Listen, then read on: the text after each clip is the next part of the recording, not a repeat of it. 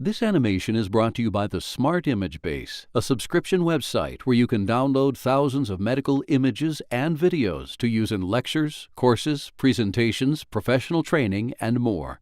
For more information, click on the link in the description.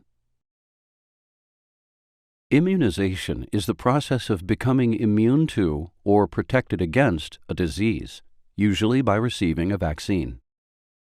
Vaccines stimulate your immune system to protect you from certain diseases, so you won't get sick or get an infection. Normally, the organs and cells of your immune system defend your body from harmful germs, such as bacteria and viruses. Immune cells are constantly circulating through your body. They monitor certain substances on the surfaces of cells called antigens. Healthy cells have different antigens than diseased body cells or foreign invaders in the body. Immune cells usually ignore the antigens on healthy cells.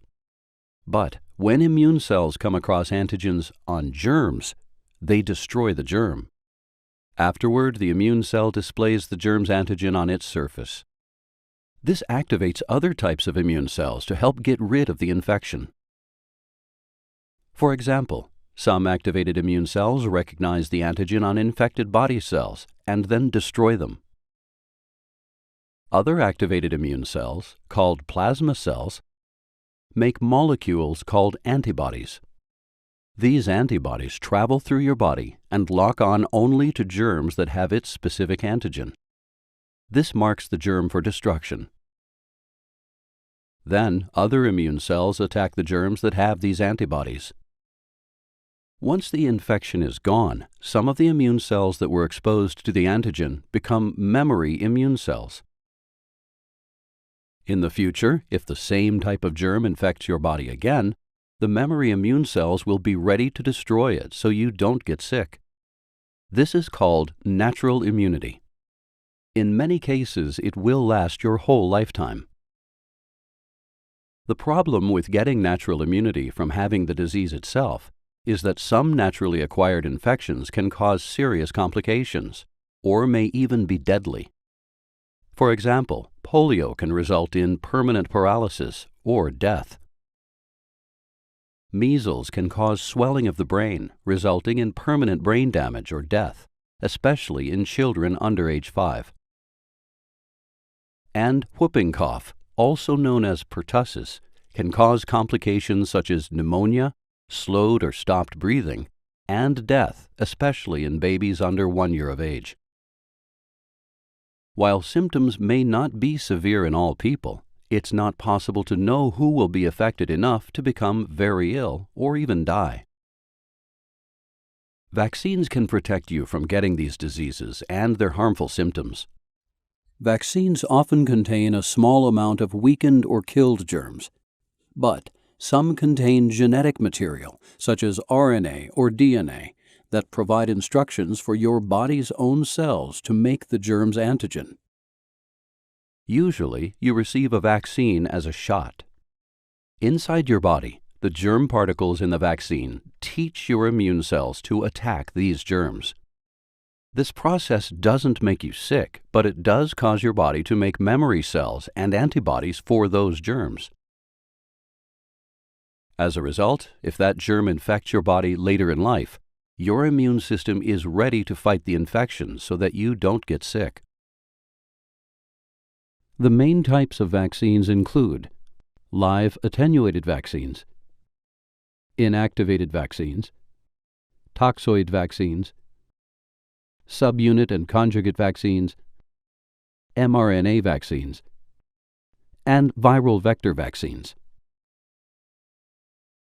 Live attenuated vaccines use alive but weakened germs. They're most like a natural infection and provide a strong disease immunity.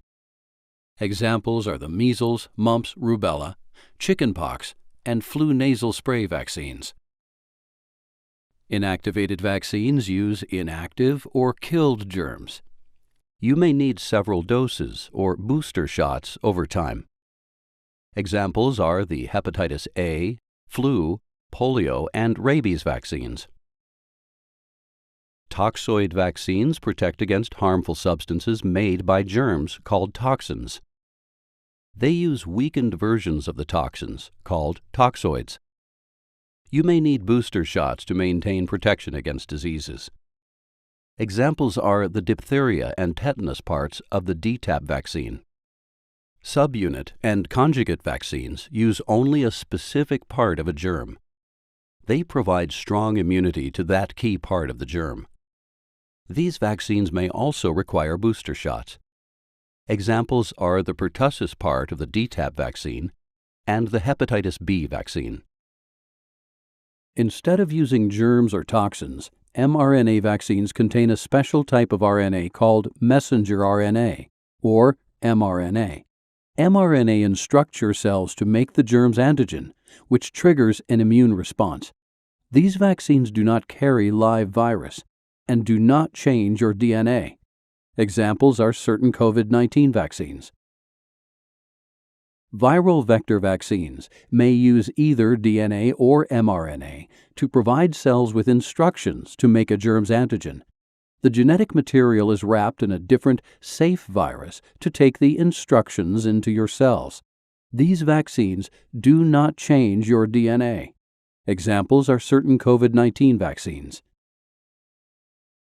It's important to know that vaccines not only protect you, but your community as well.